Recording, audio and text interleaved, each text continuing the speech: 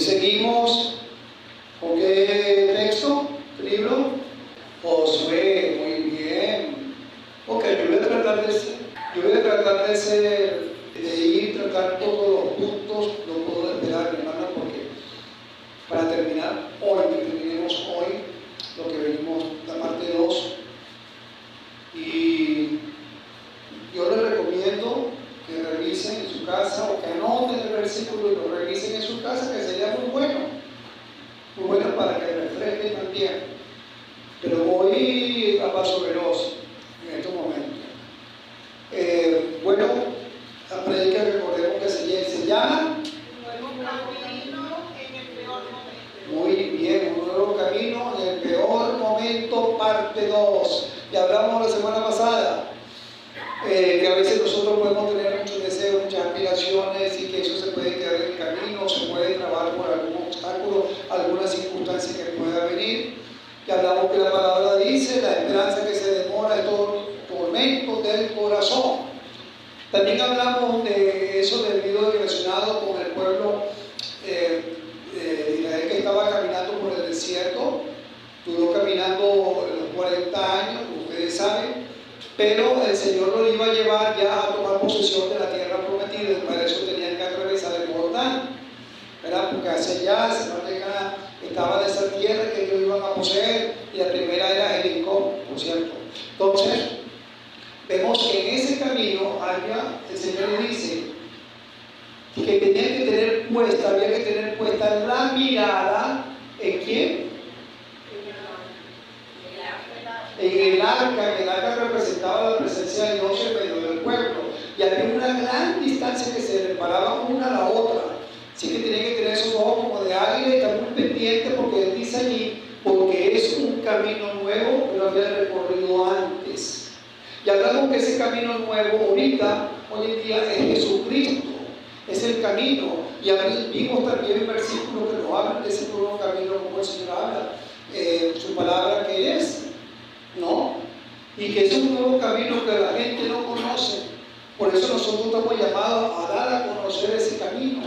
Y que nosotros como cristianos debemos permanecer en este recorrido que tenemos en esta tierra, mientras estemos acá, con la mirada puesta igual en Cristo como la tenían ellos, mirada puesta en el arca, para no desviarnos, sino siempre con la mirada puesta en nuestro Señor. Vimos también que algo muy importante que mandara era a escuchar las instrucciones que venía del Señor, a escuchar la palabra.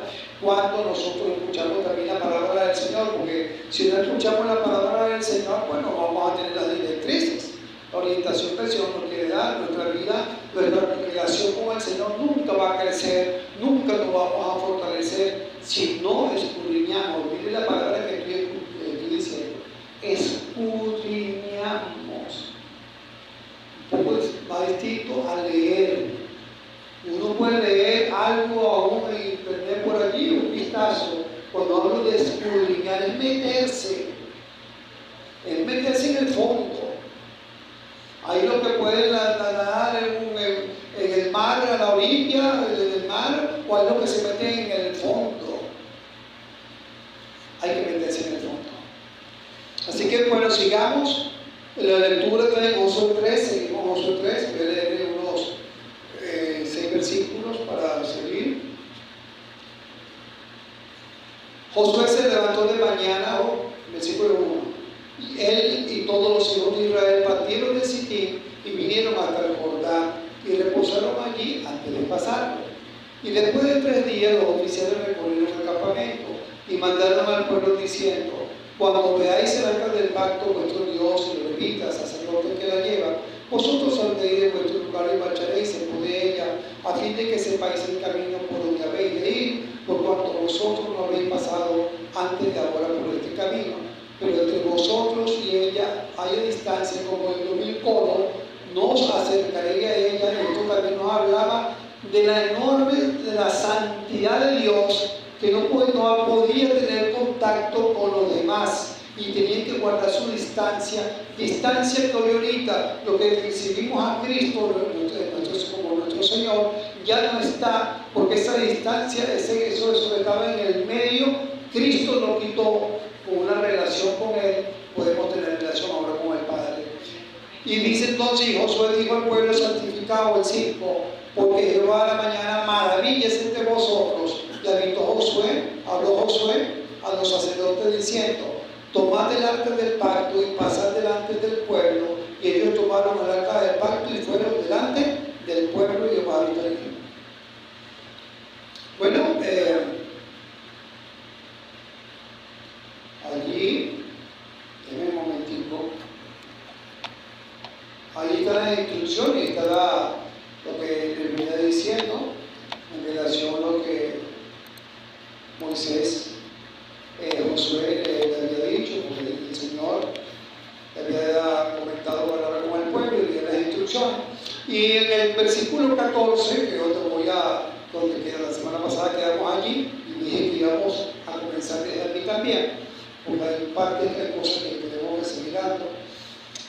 Nos enseña que hay que mojarse los pies.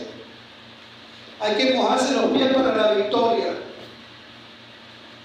En este caso, hay que mojarse los pies, pero también nos habla, ese mojarse los pies nos habla a nosotros de tener fe.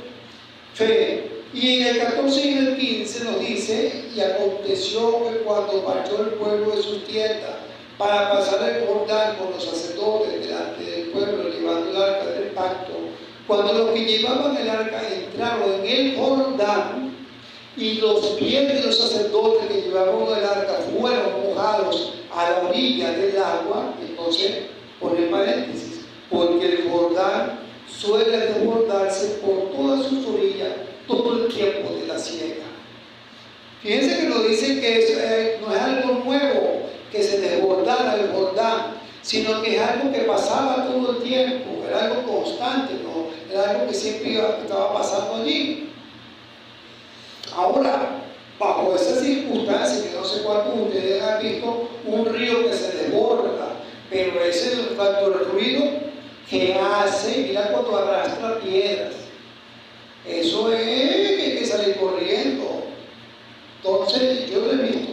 Y eso es que te agarra de una vez cuando el río está desbordado. Es fuerte, muy fuerte. Era un paso de fe. Imagínense ustedes estos sacerdotes que no eran humanos también, que le corría sangre por la vena, que pudieran también tener temor, se les salía su humanidad, y cuando vieran ese río crecido y meter los pies, y como sé yo que después de meter la planta, porque después de meter la planta un poquito más se puede hundir bajo la característica que se encontraba el río que ya vamos a ver. Pero era un paso de fe que el Señor le mandaba.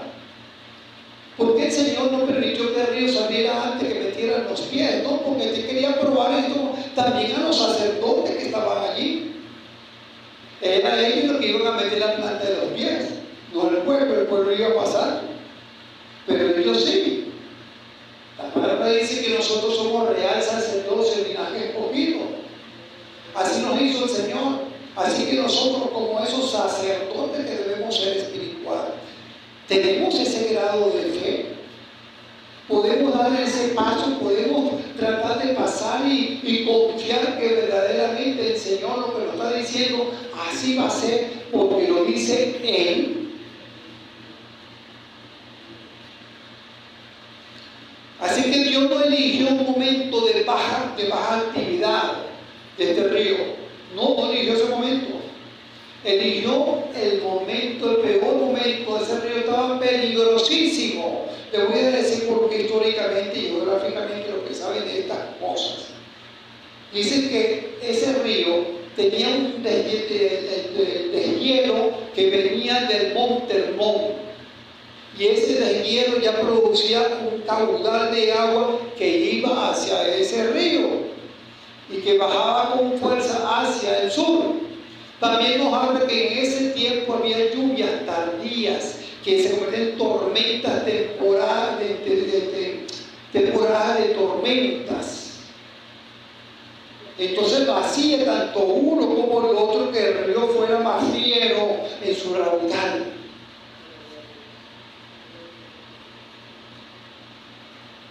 Ahora, ¿cuánto puede medir un río? ancho. ¿Sabe cuánto se estima, se cree que este río pudo haber estado de ancho inundado? De 1 a 1.5.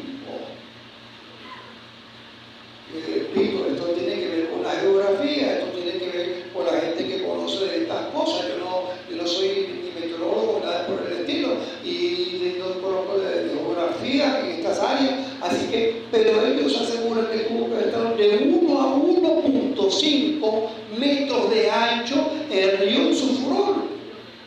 ¿Ah? Metros. 1.5 kilómetros, perdón, kilómetros de ancho. Metros, como un brinco lo pasamos. De 1, gracias. De 1 a 1.5 kilómetros de ancho. Dicen que podría haber alcanzado 1 o 3 metros de profundidad mínimo. Mínimo. Y que aparte de eso, el lodo extremado y la rapidez y la violencia con que eso venía, era intransitable de ninguna manera. No había manera de poder transitar por ahí. Sumado a esto, había una pesadilla logística, ¿verdad? Si se pudiera cruzar, ¿cómo iban a hacer para hacer pasar casi 2 millones de personas que había entre niños, mujeres, hombres, más toda su carga, sus tiendas por ese río? Así que por la parte logística estaban fregados también. No había forma, no había manera. Pero dice, el Jordán suele a desbordarse por todas sus orillas. Ahora, ¿saben cuánto es el metraje que alcanza en tiempos normales? Cuando no hay lluvia, cuando no hay agua, de 30 a 40 metros. De 30 a 40 metros a 1.5 kilómetros, hay que verle la cara. Imagínense cómo era la inundación de este río entonces. Para que sus alrededores del río estuvieran todos encharcados, empantanados, no era posible. Dios eligió el peor momento del año para introducirnos en la tierra prometida. El peor momento del año para hacer eso. Ahora, ¿ustedes se imaginan? Si no hubiese sido así, entonces, ¿cómo el Señor se iba a glorificar? Porque entonces la gloria iba a ser por la fuerza, por el poderío, por el ejército que tenía, que iba, por cierto, fueron uno de los primeros que pasaron también después del arca, le iba a decir cualquier otra cosa.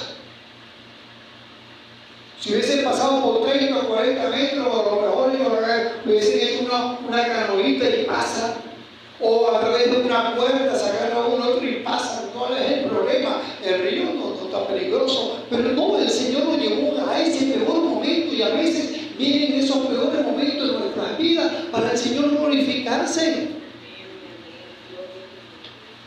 No es momento de bonanza. Y a veces la forma como el Señor nos dice: mira, aquí estoy, pon tu mirada en mí, ¿qué te ha pasado? Te estoy buscando, te estoy llamando, ponte. Y no llama una, no llama dos, no llama tres. No me estás atendiendo, ya me vas a atender.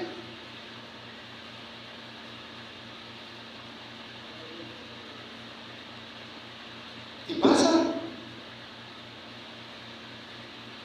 Así que tenía que el Señor glorificarse y que vieran que era por el poder divino. El milagro no ocurrió cuando estaba seco el río, para nada, sino cuando estaba más peligroso e intimidante. Allí era Jesús, mi hermano, no levantó a Lázaro cuando estaba enfermo. Estando cerca, lo levantó cuando estaba muerto. En el peor momento humanamente, pero era el mejor momento porque se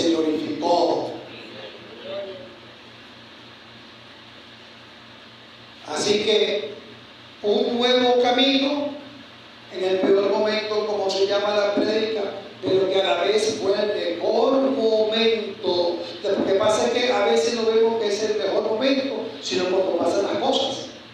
Y es por eso que tenemos que sostenernos en el Señor. Señor, permíteme pensar que es el mejor momento, porque no estoy viendo que sea el mejor momento, me viene esto, me viene lo otro, la cosa como que se pone más oscura.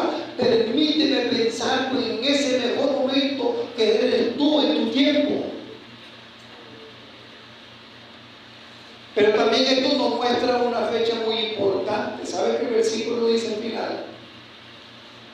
El Jordán suele desbordarse por todas sus orillas, pero nos dice algo. Por eso es que cuando nos dice un nombre hay que investigar el porqué.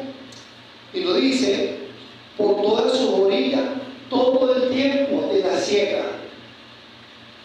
Todo el tiempo, me está hablando de una temporada. ¿Y qué pasa con esa temporada? ¿Y qué relación tiene esa temporada? Resulta que esa temporada de la siega, mis hermanos queridos, el tiempo, era el mes de la celebración, una celebración que el Señor le había mandado al pueblo cumplir, hacer, que comenzó en Egipto.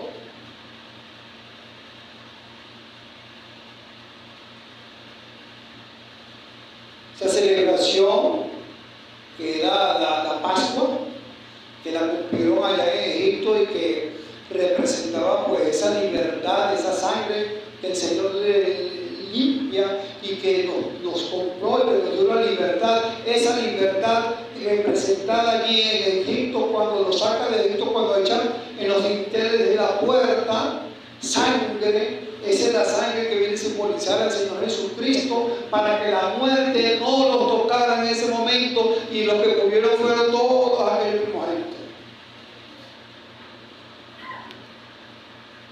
Esa Pascua estaba en el mes de celebrar la Pascua. La habían celebrado 40 años atrás y había que celebrarla ahora, pero no la iban a celebrar sino antes que pasara el Jordán, no antes. Esa era una de lo que presentaba también, pero también la primicia.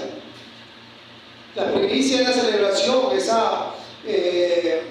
tenía que ver con la parte agrícola y del fruto de la tierra, sobre todo la cebada, que era lo primero que salía. Así que era por un lado eso, y por otro lado también la Pascua también, que tenían que celebrar en ese mes. La palabra Abib, vamos un momento, mis hermanos, a Deuteronomio 16:1. Yo sé que hay algunos que cuando están comenzando, a lo mejor yo estoy hablando en estos momentos chino, pero de esto voy a hablar más detalladamente después, sobre las fiestas, las celebraciones. Ahorita vamos a ver un repasito por encima, pero sí lo vamos a ver con mayor profundidad. Aquí en Deuteronomio nos dice 16:1: guardarás el mes de Abib y harás Pascua. Oye lo que le dice el Señor: y harás Pascua a Jehová tu Dios, porque el mes de Abib te sacó Jehová tu Dios de Egipto de noche. Es un mes, pero un mes de Abib significa el mes de la siega. ¿Por qué? Porque cuando vamos al hebreo significa tierno, significa espiga joven, de grano. Así que ellos sacaban, recogían toda esa espiga, y lo primerito que ellos tenían que hacer era presentarlo al sacerdote antes de cualquier otra cosa. Ellos no podían comer, sino antes tenían que presentarlo al sacerdote. Y lo hacían un día después de la celebración de la Pascua. Viene la Pascua y está la otra celebración, que es los panes sin levadura. Después de panes sin levadura, ellos tenían que hacer también esa primicia, ¿no? Todo tiene una relación. Y vemos entonces que en el mes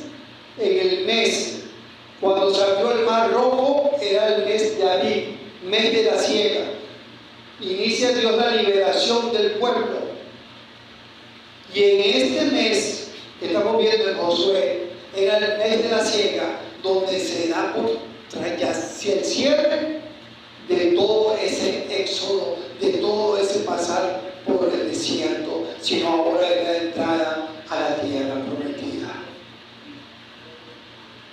Amén. ¿Quién es la primicia? ¿Quién es esos primeros granos que ellos tenían que ofrecer al sacerdote? Representaban al Señor Jesucristo. La primicia, los primeritos del grano, representaba al Señor Jesucristo. Dice 1 Corintios 15, 20. 1 Corintios 15, 20. Dice, mas ahora, ¿ya lo tienen? ¿Sí? Mas ahora Cristo ha resucitado de los muertos. Y dice, primicia de lo que durmieron es hecho. Y la primicia es ese primer grano, pero todo lo demás, lo que viene atrás también es fruto. ¿Y sabe quién le representa? A usted y a mí. Dice en Romanos 11, 16, si la primicia es santa, hablando del Señor, también la masa restante, y si la raíz es santa, también lo son las ramas. Así que vemos entonces allí cómo se cumple, cómo el Señor y todo tiene una razón de ser, porque eso que aparece allí como una simbología y que para ellos era simplemente la espiga, ¿no?, de la cebada, para nosotros se representa, tiene una representación en el Señor Jesucristo, y es lo que simbolizaba ya el Señor desde allá, en ese momento, estaba hablando de Cristo. Y cuando habla de la Pascua, la liberación, quien nos libera en este tiempo es Cristo del pecado, nos libera y nos libera de la muerte eterna cuando llegamos a sus pies, porque ¿sabe qué cosa es terrible? A lo mejor ves el momento que se toca una pistola uno ahí y no sabes para dónde te vas. Pero el hecho de entender, de reconocer que mi fe está en Él, que puse mi fe, mi esperanza, mi vida a los pies de Él, es saber que ahora, pase lo que pase, este cuerpo que se lo ha de comer los gusanos, se lo comerá, pero que yo, mi alma, mi espíritu, se me voy con Él, y que algún día este cuerpo que yo deje aquí, también se lo va a llevar para allá. Esa es la promesa del Señor. Así que tanto una como la otra fueron en ese mes de Abib. Lo que tuvo que haber sido entonces mediados de ese mes, porque la celebración de la Pascua era el 14 del mes. Ellos creo que salieron el 10 de ese mes. Bueno, seguimos viendo, vemos, por ejemplo, no, eso se lo dije después. ¿Estamos claros de aquí, hermanitos? ¿Sí? Estamos clarito. No como el río Jordán en ese momento, ¿verdad? Clarito, ¿no?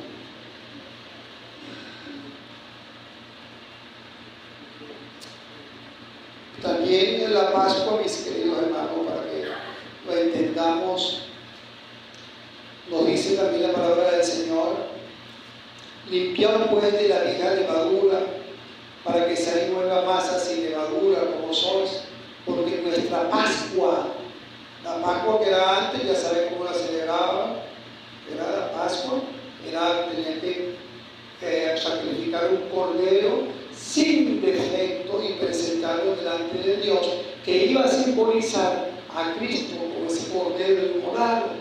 Por eso te dice, mira la palabra: limpiad pues de la vieja levadura, para que seáis nueva masa sin levadura como soy, porque nuestra Pascua, que es Cristo, ya fue sacrificada por nosotros. Cristo es el Cordero perfecto, cuya sangre nos protege del juicio eterno y nos hace libres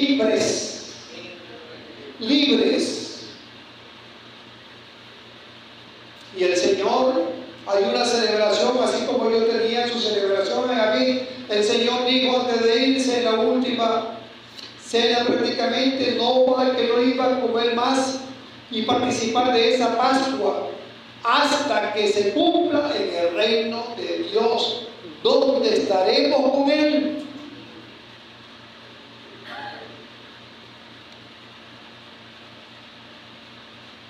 Esa celebración, esa fiesta, la estaremos ya con el Señor celebrando el día. Hay una división contra la naturaleza que vemos en este versículo, en el 3:16.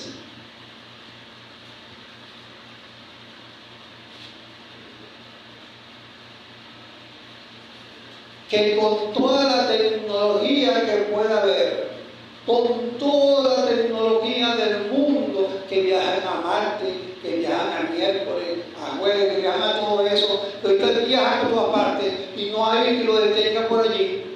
Con toda la tecnología no pueden hacer tener este poder milagroso del Señor.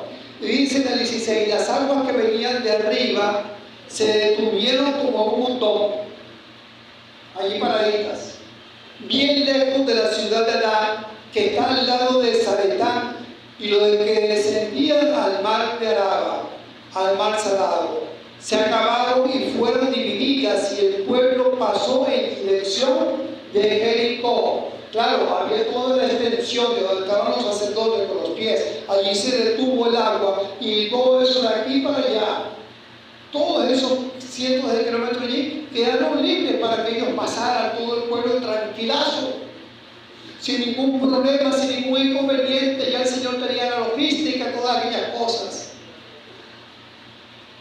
Y a veces nos rompemos la cabeza, Señor, ¿cómo? ¿Y cómo le doy? Y no lo ponemos delante del Señor, y el Señor nos da la logística, nos dice cómo. Yo les voy a contar algo a ustedes. Eso lo pongo en otra oportunidad aquí, porque como dije al principio, hay que reconocerlo aún en las cosas que pareciera fácil. A veces, ay Señor, te voy a molestar por eso. No lo vamos a molestar, al Señor le encanta, le gusta que lleguemos a Él, que dependamos de Él. Pasó una vez en mi casa que había que hacer una reestructuración, una remodelación, y la remodelación que quería hacer, mire, busqué una persona maestra de obra de muchos años. Me dijo, solo se puede hacer, porque yo agarré esto aquí, esto allá, esto por acá y más acá. Entonces puede hacer, no, olvídate de eso, solo se puede hacer. Ya ven mi hermano que tiene más de 40 años haciendo de la arquitectura y estas cosas, y sabía del plano y sabía de visiones. No, eso no se puede hacer. Mi hermano, yo estuve orando y dependiendo, y la casa orando, y me iba todos los días, porque tuvimos que dejar la casa unos meses para que hicieran, para saber y trabajaran aquí, pero antes de trabajar todos los días, y orando, y se pudo hacer. Se pudo hacer la reestructuración, milímetro a milímetro, pero se hizo. Yo, ¿qué iba a saber yo de eso? No iba a saber más que el maestro de obra, no iba a saber más que saber de arquitectura, pero el Señor sí. Sí sabe más que todos ellos juntos. Así que dependamos de esa cosa, y vemos entonces ese río allí. Y me dice una palabra, ¿cómo nos lo imaginamos si nosotros vamos a ver? Imaginemos ese caudal allí, y que nos viene allí ese río fuerte y se para como un montón. ¿Cómo lo imaginamos? Usemos nuestra imaginación en este momento. En serio, eso lo digo en serio. ¿Cómo lo vemos? Vemos el río paradito allí, a qué cuántos metros del piso el río va a estar. ¿Cómo estaría? Imagínense usted que es la pared que el Señor puso, por decir algo, ¿verdad? Y viene un río con mucha fuerza. ¿Qué dirección va a agarrar? ¿O trataría de agarrar? ¿Hacia arriba? ¿Hacia arriba? Y eso tiene un porqué también. Mire, la palabra que dice acá, montón, es una palabra hebrea que significa significa net y significa apilar. Sabemos que es apilar, poner cosas en dirección vertical. Vertical, de hecho, aquí mismo también te lo dice, apilar. Y si no vamos al diccionario, pero va a decir de esa forma, poner una cosa sobre la otra. Yo voy a apilar aquí un poco de caja y pongo una arriba, otra abajo, y así voy. Así que dice que tuvo un montón, o sea que estaba apilada hacia arriba en dirección vertical. ¿Por qué y para qué? Porque era un milagro visible, no solo para el pueblo que estaba allí, sino para las otras ciudades. Y era tan visible que hoy en día, comparándola, porque por algo nos dice, nos habla de Adán, nos habla de Zaretán, de esta zona, de alguna que no está ahorita, pero sí está la otra, y por eso el Señor da dirección, el Señor da nombres para que no se cuestionen las cosas y para que se entienda que sí sucedieron. Que sí sucedieron. Así que se calcula que al menos tuvo que haber subido alrededor de unos 15 pisos de un edificio para que sea visible en las otras ciudades pudieran verla, según la geografía del terreno. 15 pisos arriba esa agua, para que el Señor se glorificara a los ojos de aquellos que vivían en banda terminal, porque eran naciones paganas. Una columna de agua visible. Así el Señor también se levanta hoy en día con ese poder milagroso para que la gente vea, para que la gente recurra, pero también como juicio. Dice la palabra del Señor: y como Moisés levantó la serpiente en el desierto, así es necesario que el Hijo del Hombre sea levantado, para que todo aquel que en él cree no se pierda, mas tenga vida eterna.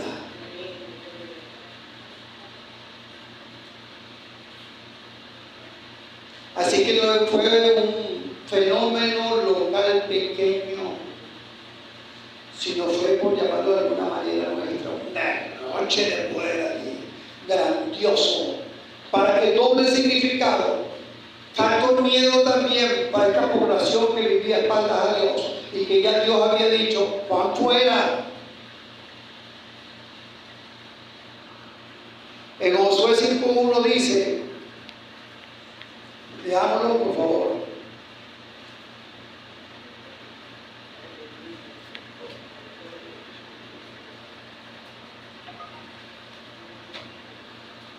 Dice: cuando todos los reyes de los amorreos que estaban al otro lado del Jordán al occidente, y todos los reyes de los cananeos, todos, escuchen bien, que estaban cerca del mar, de ese mar donde tenía que desembocar el río, porque leímos en el versículo anterior que estaba cerca del mar, que estaba cerca del mar, vieron como Jehová había secado las aguas del Jordán delante de los hijos de Israel hasta que hubieron pasado. Desfalleció su corazón y no hubo más aliento en ellos delante de los hijos de Israel. El Señor se exhibió allí delante de todos. Ellos dirán: pero ya va, pero donde el río estaba enfurecido, de repente ya no hay agua en este río, no está seco ahí el canal, no llega al mar, y el estruendo que por allá y todo, y ven ese río allá, eso levantado que pueden ver más. Bueno, digamos, no tanto el ruido, pero sí lo visible, porque esa distancia era más visible que cualquier otra cosa también. Y oyeron todo lo que había pasado, tuvieron temor. Así que de juicio. Y si hay alguien que va a escuchar esta prédica, que no ha conocido al Señor, que no ha recibido al Señor, hay un día que va a ser de juicio. Más temprano que tarde, porque los tiempos hablan por sí solos. Y tú tienes que estar preparado. Si tú no has entregado tu vida al Señor Jesucristo, si tú no te has arrepentido de tus pecados, porque a Él has ofendido, porque Él es santo, santo y santo. Si no te has arrepentido, si no has venido a Él, pues quiere decir que tú vas a enfrentar un juicio con Dios delante de Él, delante de su trono. Así que hoy es día de arrepentimiento, hoy es día en que puedas decidirte por Él, para que también puedas obtener ese regalo de la vida eterna. Para Israel significaba un milagro en ese momento visible, evidente. Era la entrada para obtener la promesa. Usted se imagina caminando por el desierto, uy hermano, ahora sí vamos a obtener lo que el Señor nos dijo. Ya este desierto va a quedar atrás, ya voy a poder tener mi propia casita, voy a poner mi hamacita, voy a tener mi jacuzzi, ya todo estaba tranquilo, allí ya esto queda atrás. Y brum, cuando vemos hacia arriba. Adiós esperanza. También el Señor se glorificó en su pueblo, como se quiera glorificar en el día de nosotros, hoy en día de nosotros. ¿Cómo está nuestra fe? ¿Recurrimos a Él? ¿Podemos decir si mi fe está firme? ¿Podemos decir mi fe está firme si no leo la palabra? ¿Podemos decir mi fe está firme si no lo busco? ¿Podemos decir mi fe está firme si estoy en pecado? No. Cuidado con el desierto. Porque si lo que no se quiere es que alguien se quede en ese desierto y no pase ese río Jordán. Vemos en el 3:17 que dice: mas los sacerdotes que llevaban el arca del pacto de Jehová estuvieron secos, firmes en medio del Jordán, pusieron la planta del pie y se dividió en dos. Y lo precioso es que no había charco ni nada por el estilo, estaba seco. Seco. Imagínense ustedes, porque el río solamente el Señor lo detiene, sino que estaba seco, sequito. Cosas maravillosas. Y dice: estuvieron en seco firmes en medio del Jordán, hasta que todo el pueblo hubo acabado de pasar el Jordán, y todo Israel pasó en seco. Todo Israel, imagínense todo ese gentío, cuánto tuvo que llevar kilómetros al río abajo, y todo ese estaba sequito para el pueblo de Israel, seco para el pueblo, seco para su pueblo. Pero dice algo importante de los sacerdotes: firmes en medio del Jordán, firmes en medio del Jordán. La pregunta: ¿qué tan firmes estamos nosotros? Nos dejamos tambalear por las circunstancias, por la desesperanza. Un día estamos en la iglesia, otro día no estamos. Un día leemos, el otro no leemos. Un día oramos, el otro no queremos orar, nos da fastidio. Un día servimos y después, ay, ya no. ¿Cómo estamos? Estamos firmes en el Señor, anclados en el Señor. Dice la palabra: más gracias desea dar a Dios, que nos da la victoria por medio de nuestro Señor Jesucristo. Así que, hermanos míos amados, están firmes y constantes, creciendo en la obra del Señor siempre, sabiendo que vuestro trabajo en el Señor no es en vano. Así que el poder de Dios transformó un lecho de río inundado en una ruta segura, firme e instantánea, y la entrada a una promesa que el Señor había hecho y que el Señor se le iba a dar.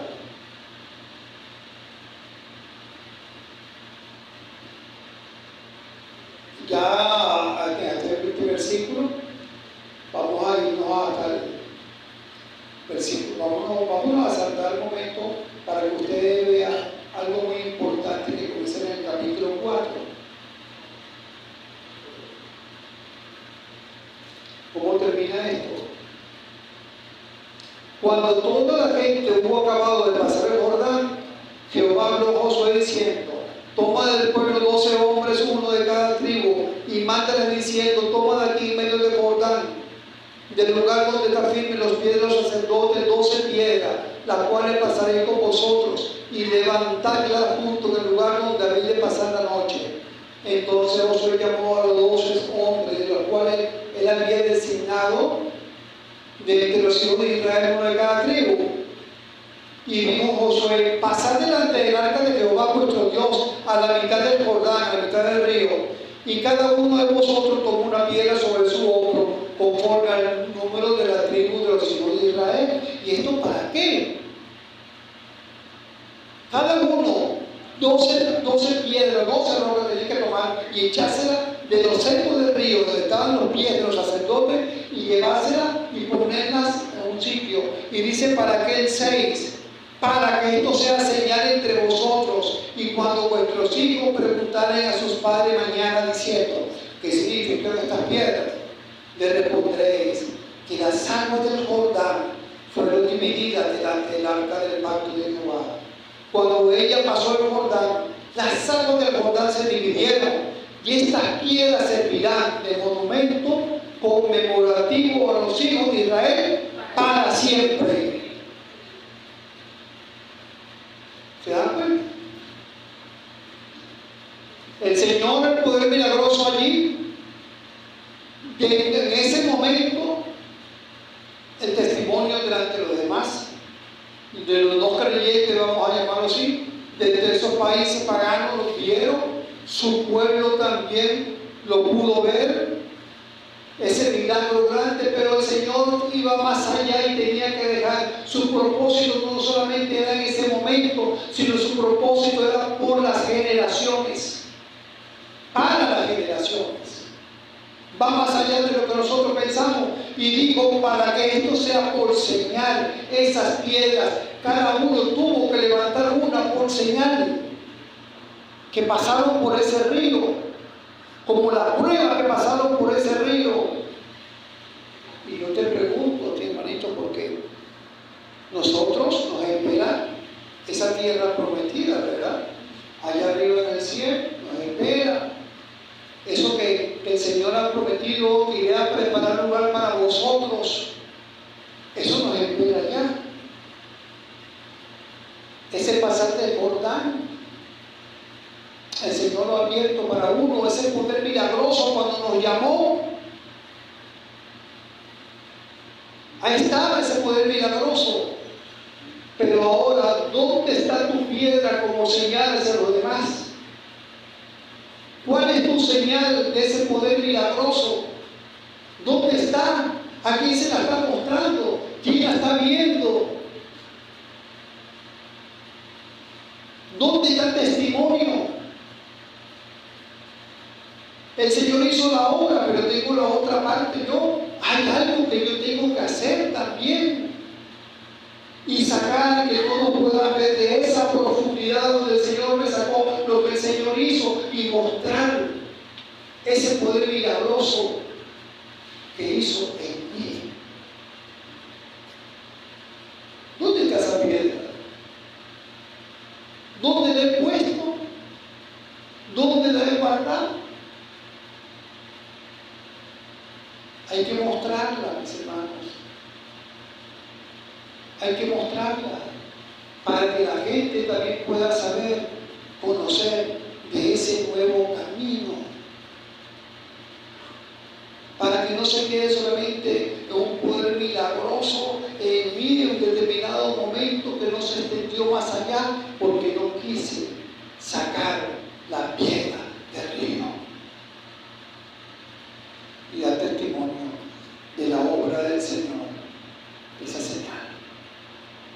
Así que estamos llamados a testificar, estamos llamados a mostrar toda esa maravilla, estamos llamados a que puedan ver lo que el Señor hizo en nuestras vidas, dar ese testimonio a través de los hechos. Tiene que haber hechos en nuestra vida, tiene que haber cambio en nuestra vida. Si no hay cambio, si no se ha producido cambio y pasa el tiempo y me desinflo, quiere decir que nunca jamás ese poder milagroso se hizo en mí. Así que continuemos hacia adelante. Amigo y amiga, hoy es el día de salvación, dice la palabra. No esperes a mañana, no sabes si va a llegar mañana para ti. Dios tiene un propósito maravilloso en tu vida. Dios quiere darte propósito. A lo mejor piensa que lo tiene, pero lo de Él es diferente. Vemos a través de sus ojos lo espiritual, lo que Él nos muestra, lo que Él nos dice. Llena nuestras vidas si le buscamos. Hoy tienes la oportunidad de rendirte a los pies de Él. Tienes la oportunidad de que Él cambie y transforme tu vida, no solamente para hacerte bien a ti, sino para que testifiques a los demás lo que ha hecho en ti. Arrepiéntete, pídele perdón a Dios y Él te perdonará. Y recibirás también, junto con el perdón, como lo promete la Escritura, ese regalo de la vida eterna. Así que recordemos, mis hermanos queridos, recordemos que no hay camino suficiente, lo peor, lo más terrible para el Señor, sino todo un camino con el Señor se puede pasar. No hay traba, no hay obstáculo. Recordemos siempre estar a sus pies. Recordemos siempre buscar su voluntad. Recordemos todo lo que significan estas fiestas y qué significan el Señor Jesucristo, para que lo revivamos también nosotros y intentamos lo que Él ha hecho por nosotros. Y que el Señor marcó también una bendición en nuestra vida. Lo que éramos antes, que tiene que quedar en el pasado, y lo que ahora somos en Cristo. Amén. En eso tenemos que estar muy claro. Ese antes y ese después. Mire, Cristo cuando vino, la historia la partió en dos. Hace, desde, antes de Cristo y después de Cristo. Así tiene que ser nuestra vida. Hace y desde lo que éramos antes y lo que somos ahora. Tal cual. Y depende de cada uno de nosotros, del interés que tengamos. Sin hacerlo, no hacerlo. Si sigo adelante, a pesar que el camino es difícil, sigo adelante. Voy a enseñar. Mi meta es Cristo, mi meta es crecer, mi meta es conocer más de Él. Así que bueno, mis hermanos, estemos siempre orando los unos por los otros en relación a esto. Y recordar que allá arriba tenemos esa mansión celestial, nos espera nuestro Señor amado, y algún día le veremos. No podemos imaginarnos cómo va a ser aquello de lo grande que va a ser, pero algún día le veremos. Y cuando eso suceda, toda esta vida llena de tristeza, de dolor, que el Señor dice que va a enjugar nuestras lágrimas, todo esto